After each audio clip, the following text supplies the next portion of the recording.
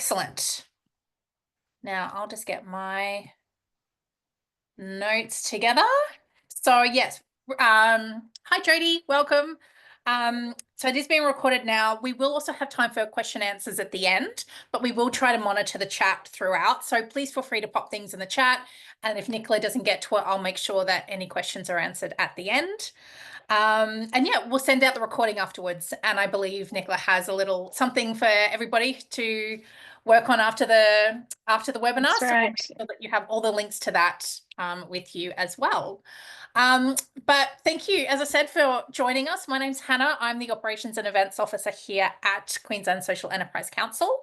And we're really excited to be running this webinar today with Nicola Gibbs from Pluri. And we're talking all about theory of change. So for a little intro on Nicola, she's a partner at Pluri, a for-purpose advisory firm working at the intersection of financial sustainability and social impact across Australia and Southeast Asia. Her passion is to help organisations realign back to their vision and their mission, which you can do when you focus on impact. So the theory of change framework is a great step one in articulating your impact. It helps you connect the dots between what you do and the ultimate impact that you want to make in this world. So thank you for hosting this, Nicola, and I will hand over to you. Actually, I won't, because if you jump one slide forward. Oh, yeah, my bad. No, that's all right. All of the slides. Totally fine. I just want to make sure that we do acknowledge that, at least for myself here at QSEC, we are on Yagara and Turrbal lands as the traditional custodians of the land on which we work and play. So we pay respect to elders past and present and acknowledge the important role that Aboriginal and Torres Strait Islander people play within the QSEC community. And if you feel free to add the lens that you are joining us from in the chat. It would be great to see where everybody is coming from. So now I will officially hand over to you, Nicola, and you can drive the bus from here. Great. Thank you so much, Hannah, and I really appreciate it. I want to also extend our acknowledgement of country as well, and add to that on behalf of Pluri. So I appreciate you doing that, Hannah. And also extend thank you to Queensland Social Enterprise Council for this opportunity. I know QSEC is a fabulous organisation to get connected in and be a part of, connecting in social enterprises across Queensland, and I can see that people have joined us in from other places that aren't Queensland too. So Social Enterprise Council is a national body and fabulous organisation to get involved. A little bit about who we are is, as Hannah mentioned earlier, Pluri works with for-purpose organisations, be that whatever structure you are. So you might class yourself as a social enterprise, you might be set up as simply for purpose, whatever that means to you. You might also be non-profit or charity or a for-profit organisation. But essentially, these are groups of people who deeply believe that business can be more than just developing services and products for the sake of financial return, that you have thought about and operate your life with a deep purpose in mind. And that's why we set up Pluri as well. So I usually tell the story of Pluri in terms of a name because it's really odd, but my background is in biotechnology. So I'm a little bit of a science nerd, and there's such thing as a pluripotent stem cell, which means many potentials. And I believe that organizations can have many potentials as of people, but it's the only when you multiply into the very thing that you were purposed for do you have real impact. And a theory of change helps you do that. So it helps you articulate the very thing that you were set up for and why you do what you do, so that you can multiply even more and have even more impact in that space. So I do want to start off by perhaps laying the case that articulating your social impact is really important. This is some stats from Akundo from a few years back, and it's particularly important for younger generations as well, that the more likely you are able to clearly communicate and articulate what social impact is and means for you and how you're contributing to that, the more likely you build trust. And as you would know, if you are running a social enterprise yourself, trust is the real currency from which funders, donors, and government gives to. So, you know, perhaps in a disappointing way, that could be a trust in a brand. And so you may be feeling that all the big players get the money because the brand trust is there, but it may be your ability to also articulate why you do what you do and the impact that you have. And it's a great way of building that trust. And so knowing even what social impact is, what it means, and how you can articulate it is a fantastic first step to building that trust. Not just, again, with funders, who are just one of your many stakeholders, I'm sure, but also the people that you're serving as well. First up, of course, we can't talk about impact without having a definition. So this is one that I've taken from the Australia Social Value Bank. There are multiple definitions that are out there. This is just one. But essentially, social impact can be both positive or negative, and it can be both consciously done or unconsciously done, so intended or unintended. You'll also see in that opening statement that it's around the changes that are produced by an intervention. So that word change is really important. That could be change in perhaps an attitude or a behavior or conditional or systematic change. And the intervention might look like your program or your products or your services or a project. So again, multiple definitions that sit underneath some of these keywords that we'll see across the next few slides and across the next hour. Impact measurement at the end of the day is a process in terms of quantifying how much change has occurred. And the evaluation piece is then taking that and going, well, so what? We know how much change has taken place. Is it good change? And how do we define the good? So big questions here. But we'll be looking at a theory of change that helps you articulate your social impact. I'm going to pause as well and just make a note that if you have any questions at all, at any point in this webinar, please pop them in the chat. I am very mindful that there are a mixture of people that are joining with us live today. Some of you are experts in this area. So if you have expertise that you want to add to this as well, please feel free to pop that in the chat if there's something that you feel I haven't clarified enough or could do it differently. Like, I want to see your expertise pop up in the chat too, for the benefit of everyone else that's joining as well. So this is interactive, this is open. I'd love to see your thoughts and views as well. At the end of the day, a theory of change is simply a framework. It is what it says in the box. It is the theory of how you achieve the change that you want to see in this world. And it's a join the dot exercise that is easier said than done, but it helps you join the dots between what you do, so your activities, how busy you are, what you do on a day-to-day as an organization, and then the change that you want to see in this world, which we sometimes call impact. And that could be the really big impact in terms of systemic and systematic change. It could be changes that we see within an organization level, or perhaps at a state level or a geographic based level, or it could be changes that you want to see in individuals as well. But ultimately, what it does is that if you're working in an organization, in a social enterprise that you've perhaps founded or you're operating in, like, you're seeing this happen every single day. And so, of course, what you're doing, you automatically know and assume that that's creating the change that you're seeing, because you're in it, you're feeling it, you hear the stories, you know the testimonies, like, it's so obvious to you.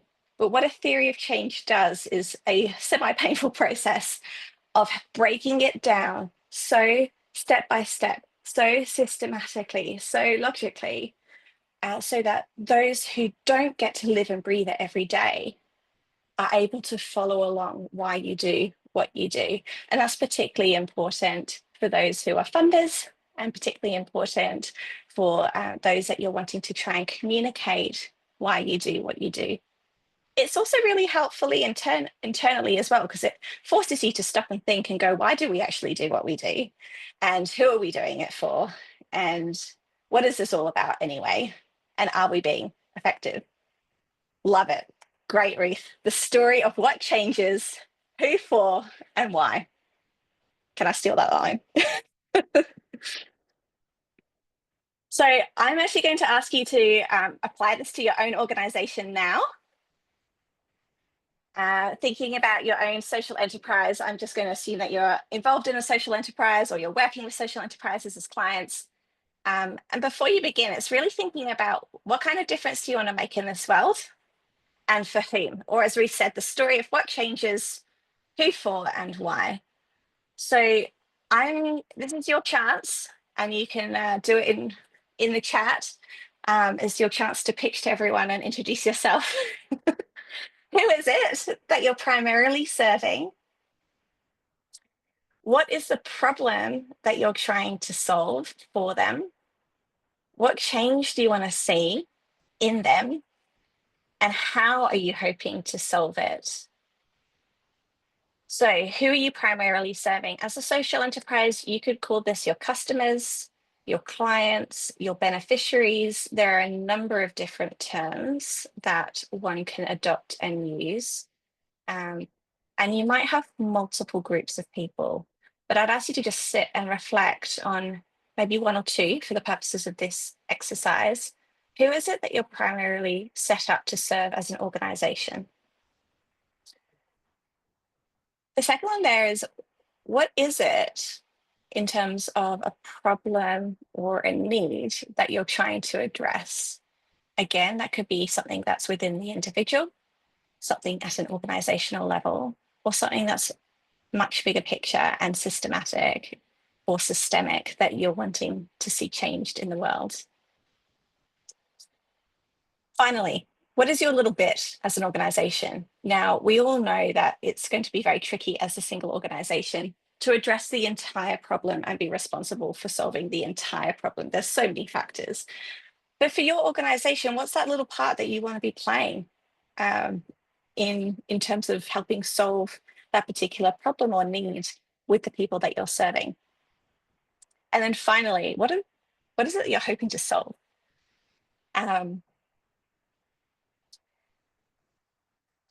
What changes do you want to see ultimately? What's the dream? What's the vision? And this is where you do get to dream again. And particularly, if you're a few years down the track with your social enterprise or 10 years down the track, give yourself permission to dream again. Why did you do this in the first place? And then how are you hoping to do it? What activities and things that you're doing to hope to make a little bit of that dial move towards your vision and mission so you can see the change that you want to see in the world. Thank you so much, T, for your comment in the chat. Yes, amazing aspect of having a theory of change is that you're helping articulate to people who may not have the lived experience, whether that's the lived experience of the beneficiary or the people that you're serving or your clients or your customers, or the lived experience of those who are working within and around the social enterprise themselves. And this is a way to articulate it. So this is my impact statement. Once you answer these questions, you can pull it together into a lovely little impact statement, which I recognize that Ruth, who's joined us, will have seen before. This is my impact statement for today while I'm doing the webinar. So if social enterprises, so these are my people that I'm serving, the who need extra money. So that's the challenge and the problem that we have at this stage. Have access to education or a webinar like this to articulate their theory of change or articulate their impact through a theory of change, then they are more likely to be able to clearly pitch their organization to funders or the government or for grants or to their customers, and thereby secure more funding. All of a sudden, because we have focused on those questions alone, we have a really impactful impact statement. And this can be your pitch, and obviously you can refine it over time, but it's a great starting point for any sort of even marketing activity. So I'd love for you to, again, have a think about your own organization and the situation that you're in, and start thinking about what's your impact statement. Often we find that when you're communicating what you do and why you do it, we tend to have conversations like this where we go, wow, Nicola, tell me about Pluri. And I will start off with going, oh, well, we do a lot of email and some PowerPoint slides. Well, right now we're running a webinar. And we were so busy at the start of this year. We did like 25 of them. How awesome are we? And we never quite get to the impact that we're making. And people starting to tune out by then. And so an impact statement is a great way of flipping the conversation from everything you're doing, which is up here, and finally getting to the impact and starting with the impact. And then if people are still listening, you can talk about what it is that you do and why you do it. And that way of talking is called the McKinsey triangle, if you fancy Googling, amongst other things. But basically, how we naturally talk, how we need to talk. You've got the information there. It's just about inverting what we say first. And an impact statement is a great way to structure perhaps that opening pitch.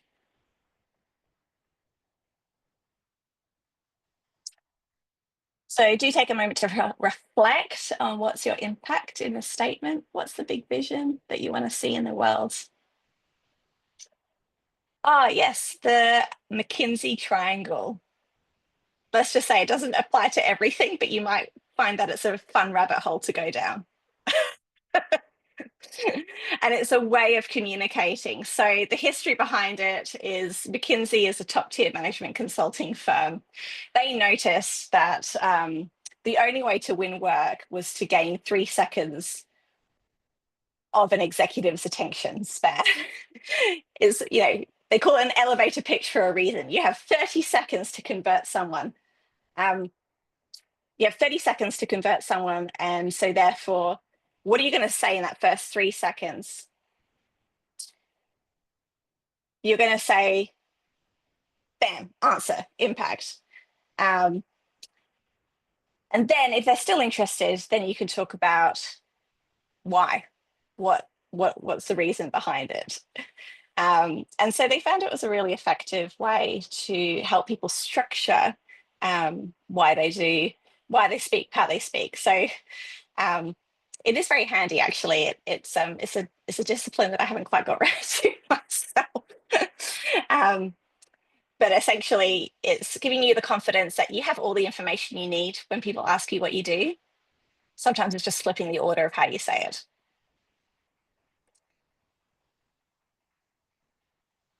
We've touched on a few of these things in terms of why communicating impact matters. A big one there is market, in terms of being able to showcase why you do what you do to attract clients and customers. So that might be actually expanding your social enterprise and who you serve, but it also might be attracting those supporters or partners in whom you are connecting with on a day-to-day basis. The other thing where it's really important is to help actually create a really strong internal culture. So motivating your team and your volunteers. If your team knows why you do what you do, rather than the usual strategy that you see every single year, which is let's do more with less,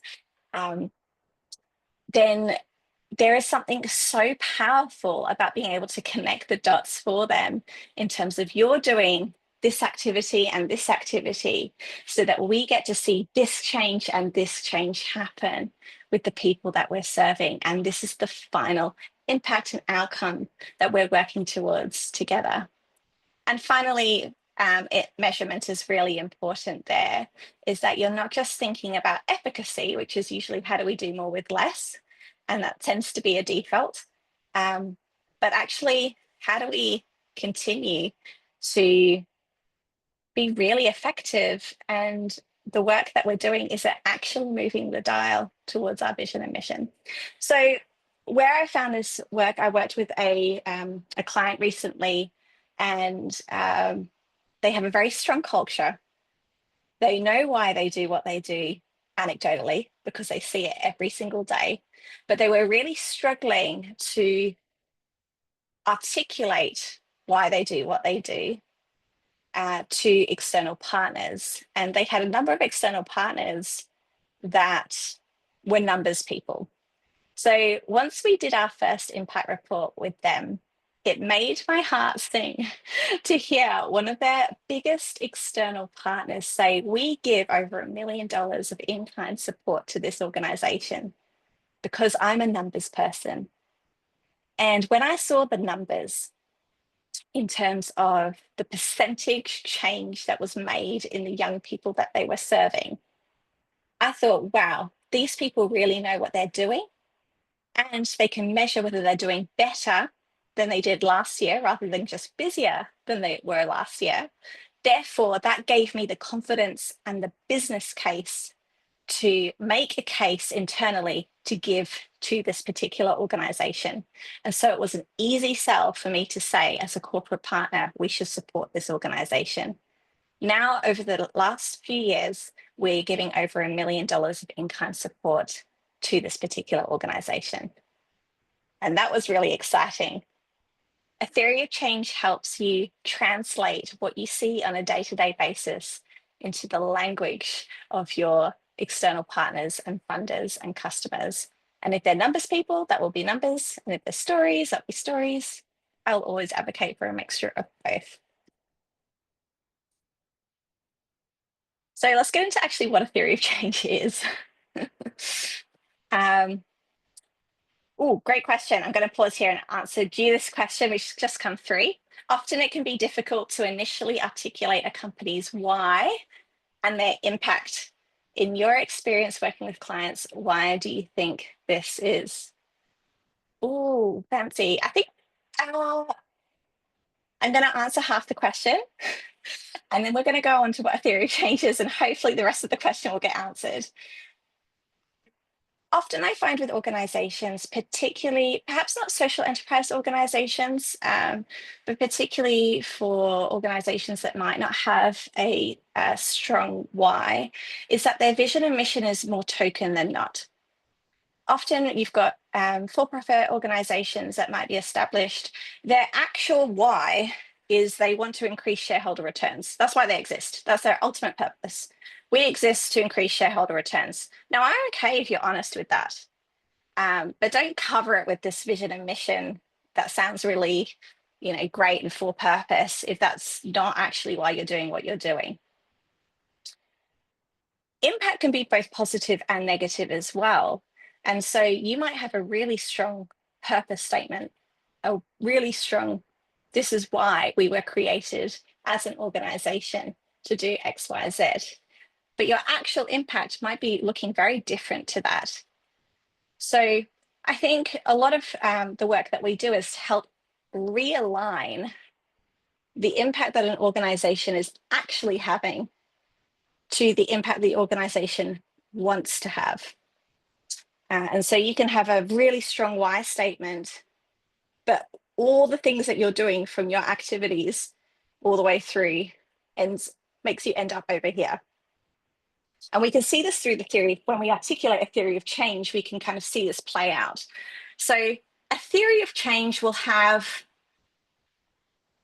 inputs, activities, outputs, outcomes, and then impact. And we're going to be defining these elements.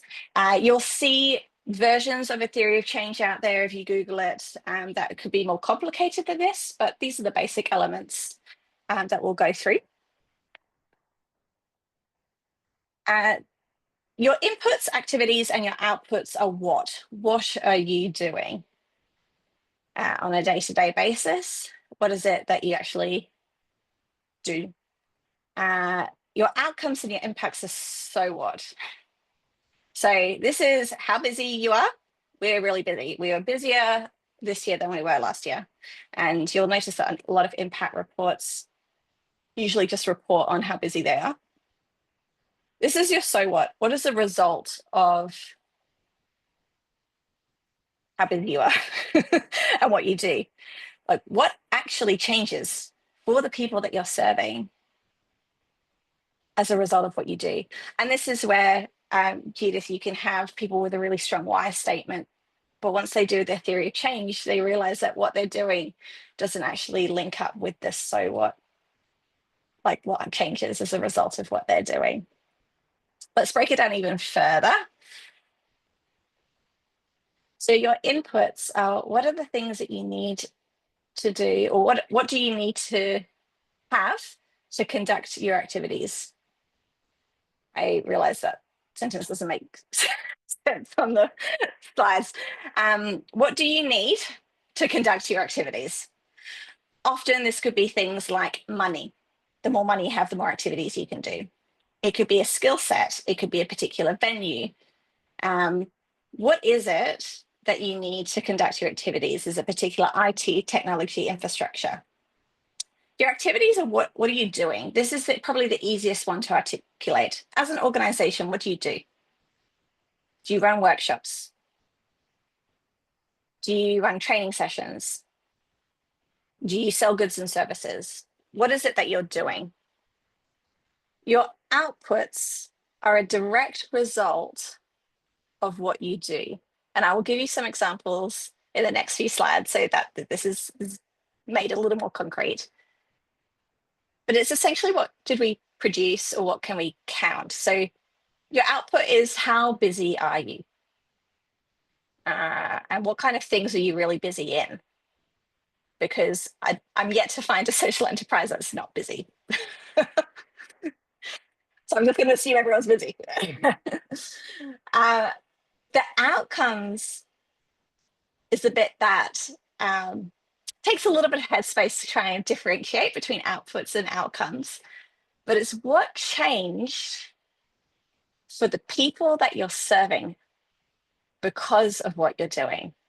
And this is thanks to Leanne and to Ruth and to others who introduced me to the concept of ABCs. So remember your ABCs, what changed in attitude, in behavior, in conditions for the people you're serving. So top tip here is not about you. It's not about your organization. This is about the people that you're serving. What is the change that you've seen in the people that you're serving? And it might be an attitude change, it might be a behavior change, it might be a condition change, it might be all three of them, it might be two of them, it might be one of them. But your outcome is measurable change, or sometimes immeasurable change. And then finally, impact. Again, multiple definitions for this would be your long-term outcome that you want to see in this world, the change that you want to see in this world, your big dream, your vision. And a great way, again, to start articulating your impact is to think about your impact statement. Who are you serving? What is the problem or the need that you're wanting to address? And what is the change that you're hoping to see? So move the dial a little bit to solving that problem, particularly if it's a big problem. What's a little bit that you want to play in this world to solve that? And then how you want to solve it, or how you think it will be solved, will feed into outcomes, outputs, activities, and then therefore inputs, and go back. Oh, good question. Are outcomes more short-term and impact is longer term? Well, this is just me blending the definitions together. And I think it's probably important to note that some people will interchange impact with outcomes and outcomes with impact. And so you can have outcomes that are short-term, medium-term, or long-term. And you can get really complicated and you can go as granular as you want in that. I like thinking that impact is your dream vision statement of what change you want to see in the world. That's how I use it with clients. But it's your long-term outcome. It's the long-term change that you want to see in the world. So for example, you can have here, say, a short-term outcome. Let's take smoking, for example, a marketing campaign against smoking. How do we know what our impact is? So a marketing campaign, someone's given us, let's say they were really generous, $300,000 to run a national campaign that's anti-smoking. Okay, that will be one of my inputs. What are we doing? Well, we are doing some SEO, Google ads. We've got different digital channels and paid socials and organic socials happening. We've got the whole shebang happening with our activities. Outputs. Oh, marketing's brilliant at this, by the way. We had this many clicks. We had this many people. Look at our ad. We had, look how awesome we are at people who have looked at the things that we're doing. And that's where we get that question of, well, okay, that's what you've done. So what? Okay, you've had 1,000 million people look at your ad. Has anything changed? That's the big question when we come to the difference between outputs and outcomes. Okay, well, a short-term outcome that we've observed and we've measured is that people's attitudes towards smoking has shifted slightly. So we could do a sentiment poll perhaps to kind of figure out whether that's the case. Our midterm outcome that we're hoping for, or that we've seen as a result of the campaign, is that people have actually reduced the amount of smoking that they've done. But the long-term outcome that we're hoping to see, or perhaps have seen, is that people's health and longevity has increased as a result of the campaign. And so we can break down outcomes from kind of short-term. I mean, this is obviously basic, but helpful. Short-term, mid-term, and long-term. And great, Ruth just mentioned that impact is long-term, because it could be changed not just for individuals, but for cohorts and communities. And that's exactly right. The longer term you get, the more you can start talking about not just individual change, say in attitude, behavior, or conditional change for an individual, but you can also talk about long-term change in terms of what it means for a whole community, or a long-term change in what it means for a whole system that we're a part of as well. Now, the further you get from here all the way through to here, the harder it is to measure. So it does become a little more grey, a little more art and science, but there are ways to do that. We're not going to touch on how to measure it. We're just going to touch on how to articulate your theory of change for today. But if you're keen to know how to measure it, plenty of experts here in the Zoom, and also feel free to reach out to me. And if I can't answer it, I'll pass you on to someone else. So here's some examples. Okay, so my activity is that today I cooked pasta. Excellent, that's what I did. In fact, I was so good at cooking pasta that my output was 8 plates of pasta. But that's not why I did what I did. My impact that I wanted to see and my outcome was that I have some friends over and we eat together and we feel more connected. Now, when you're doing the doing and you're in your business and it's like there's a lot happening and you're kind of building a social enterprise and it's fantastic, we go, wow, of course, when I produce 8 plates of food, of course, my friends come together and we feel more connected. It's just obvious. That's just what we do. But when you're trying to communicate that to other people, it's not as obvious. I can produce 8 plates of food does not mean that outcome that I had intended it to be took place. In fact, I could probably do the reverse, and I cooked 8 plates of food, but all of a sudden my friends came together and we did not feel more connected because I forgot that person was gluten-free and that person had an allergy, and that, so it's not an obvious leap when you're in it, when you're not in it day to day.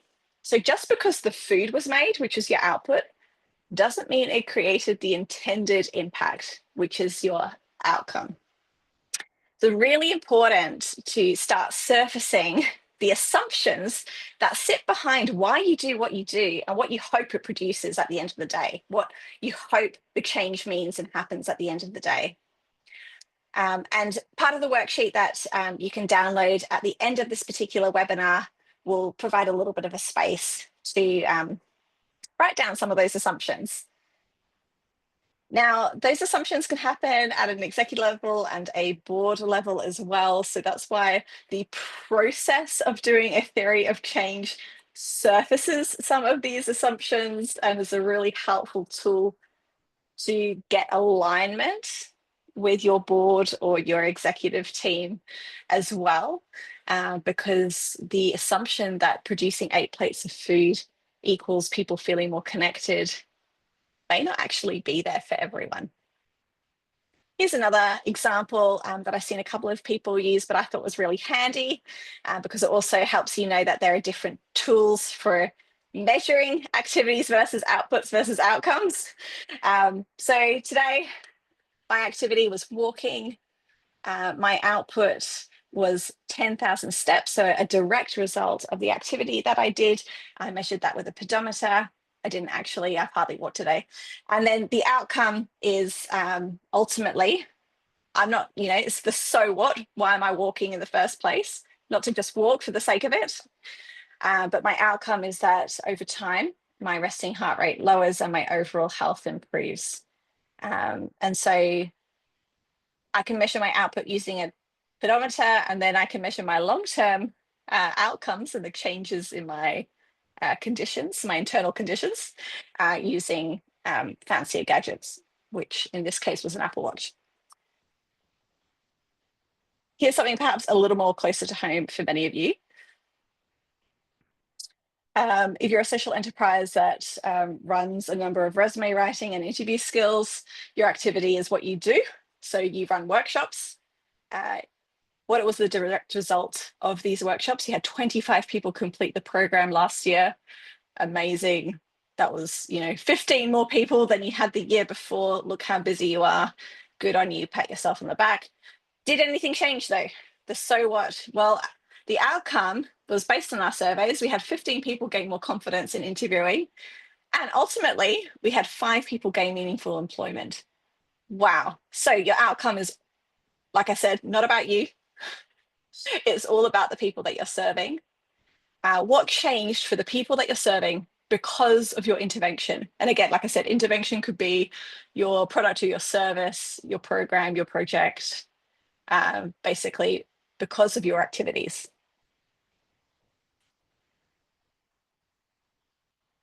So one way to do it is to work bottom up and top down. Bottom up is inputs. Okay, so we have money, facilitators, and venues for running a workshop. There's some of our inputs, not exhaustive. Therefore, we can run more workshops on resume writing and interview skills. Fantastic. Therefore, we had 25 people complete our program. Therefore, we had 50, you know where I'm going with this. We had 15 people gain confidence in interviewing. And therefore, 5 people gained meaningful employment, which is why we exist as an organization. We exist. Let's just jump over here to our impact statement. This is our theoretical example. We exist to serve youth at risk who are underemployed. And we know that if they have access to our interview and resume writing workshops, then they are more likely to have confidence in interviewing and thereby gain meaningful employment. What a fantastic pitch for your government grant right there. The next top tip we've got here, which I'm just going to remind everyone, is it's not about you. Keep going back to that. If you're really struggling, the difference between outputs and outcomes in terms of what the difference is the output is what you do, how busy you are, but the outcome is the change that you see in the people that you're serving. And I'm just going to keep reiterating that for as many times as I can, because I would say that's probably the trickiest thing to differentiate, especially when you're in an organization. And then it's, again, surfacing the assumptions that sit behind why you do what you do and why you think it creates the changes that you hope it makes. And eventually, over time, you can draw on resources and expertise or ask questions to help you measure how much change has happened and whether it's good change. And that's where impact measurement and evaluation and that whole area comes into play. So here's another top tip in terms of developing a theory of change. Start with defining your impact. So start with defining the long-term change that you want to see, whether that's at a systematic level, a community level or an individual level, what is the long-term change you want to see in the primary group of people that you're hoping to serve? It's a great moment to stop and go, why am I doing this anyway? As an organization, you don't have to make it personal, you can make it as an organization. As an organization, why do we exist? Like, what a great question to ask for yourself, but also as an organization. Why do we exist? And what is the change that we want to see? And just start writing that down. And, again, you can use the earlier slides to help you write that down. Then you can jump to number 2 here. So down to the bottom. What do you do? This is, I guess, probably the next easiest thing to start thinking about. What are you actually doing? The what. And then finally, and this might be what you're doing, you take the inputs, activities, and outputs. And then 3, the arrow pointing more that way. What change is happening as a result of what you're doing? Now, as an organization, if you're really aligned, then it should be smooth sailing. Yes, we've defined our impact. This is what we're doing, and this is the changes that we see as a result of what we're doing. Where it gets tricky and what we call the messy middle, which is step 3, is sometimes it doesn't actually align. And sometimes you need to ask some really hard questions that actually what you're doing doesn't exactly align to the change that you want to see, or the change that what you want to see doesn't actually align to what you're doing. And so it helps, again, surface, because you're doing this step by step, what assumptions are being made and whether it's actually working or not, whether you're actually making a difference toward your vision and through your mission.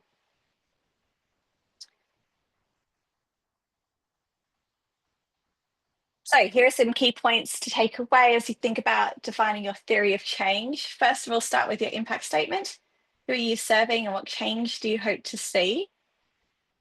Remember, it's not about you. It's about the attitude, behavior, and conditions in the people that you're serving primarily. And if you've got many, many people that you're trying to serve and many, many problems that you're trying to solve, we can have a chat, because that's a strategy question. You might want to narrow that down a little bit more for your organization. And this is the one of the outcomes, if we're going to do a theory of change of today's webinar.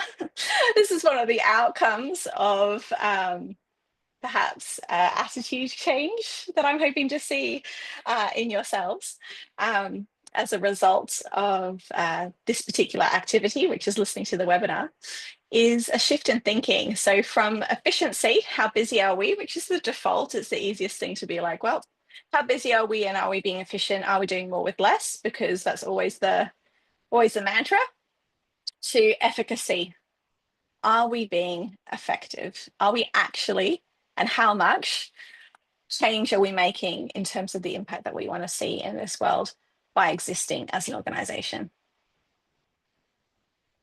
So one thing I'd love to do for those that are still with us here today is pop in the chat what's one thing that stood out to you or one thing that you'd love to share with fellow people in the chat. So I expect everyone that's here to just pop some things that stood out to you today in terms of reflecting on an introduction to theory of change.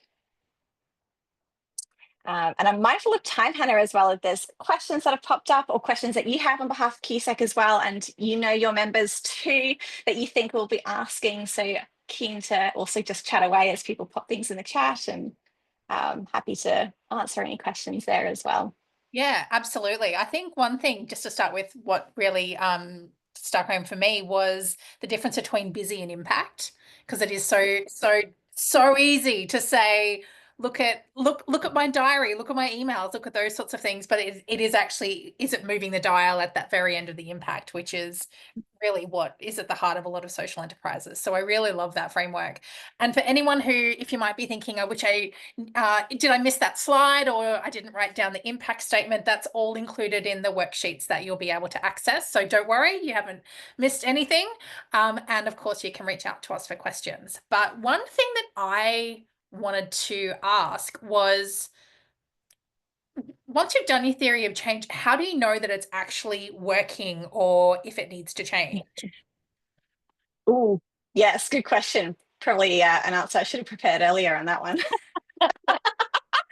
Um, Because I imagine it's not a static thing. Is this something that you'd have to keep refreshing it and reviewing over time? yeah, I think so. I think when you're looking when you're looking at it in terms of your organization and why your organization exists, it can be helpful to at least try and approach a theory of change from a we want this to be as timeless as possible. I like to think of the difference between theory of change and strategy, just to kind of deviate a little bit, as a theory of change is your theory behind why you do what you do. And that can be relatively timeless, particularly at the top end in terms of your impact that you want to make in the world. Your strategy is, and so that's really articulating, yes, are we doing the right thing? Your strategy is right thing, right time. And that will affect more the bottom end of that theory of change in terms of your activities, because that will change depending on your internal and external conditions. And you may find that that top end of a theory of change remains quite timeless in terms of your why and your purpose and the impact you want to see. But the way you go about doing that will be a living, breathing thing. Depending on, obviously society changes as well over time, and the types of activities that will cause certain changes may have to change because you're dealing with different generations or different cohorts. So yeah, that's sort of how I differentiate the two. So is it working? Can you clearly join the dots? Simplicity is one of the hardest things to achieve, I think, in anything. If you get to a point where you can really simply go, we do this because of this, because of this, because of this, or this is the impact of what we want to see, therefore we do this, this, and this. If you get to that point, I think you've got a pretty good theory of change and you can say that was a success. Now, does it actually translate into real life? Well, that's where impact measurement and evaluation comes in. This is the theoretical framework. No, I think that makes a lot of sense. It seems like if you're thinking of the pyramid, the top should kind of stay the same, but maybe it's the base of the pyramid that is something that will be reviewed more often based That's on what right. you're doing. That makes Yeah. sense. Yeah, exactly. Exactly.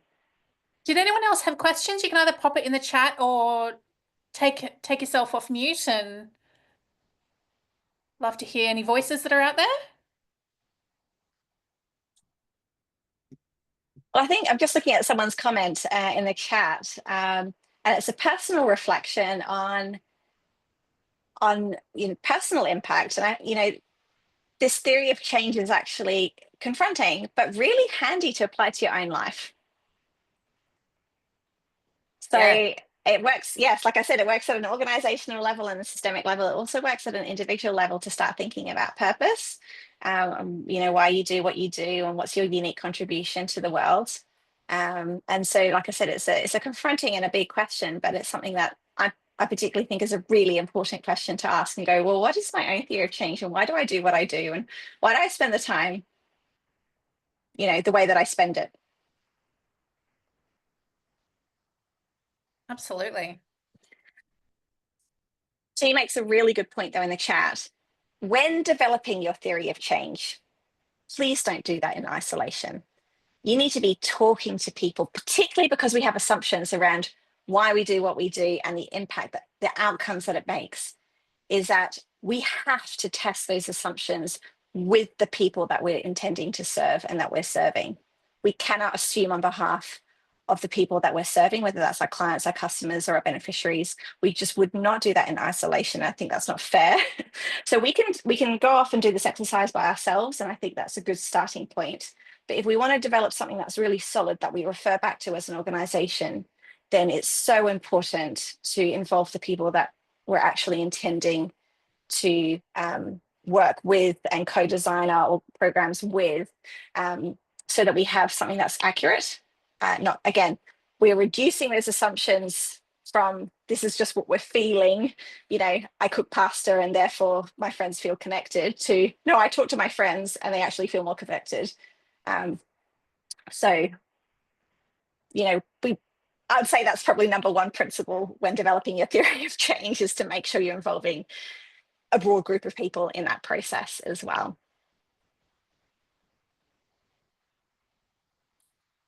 All right, this is my plug. You can contact me if you have any more questions or information.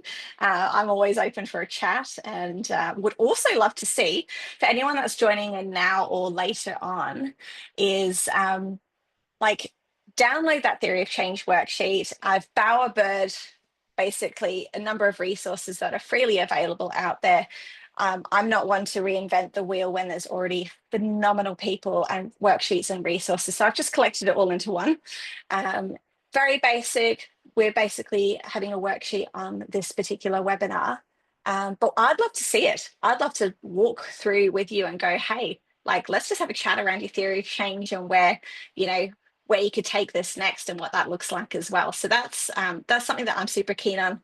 Like I said, we're super passionate about purpose and organizations living out their purpose. And this is just step one of really thinking about why organizations do what they do.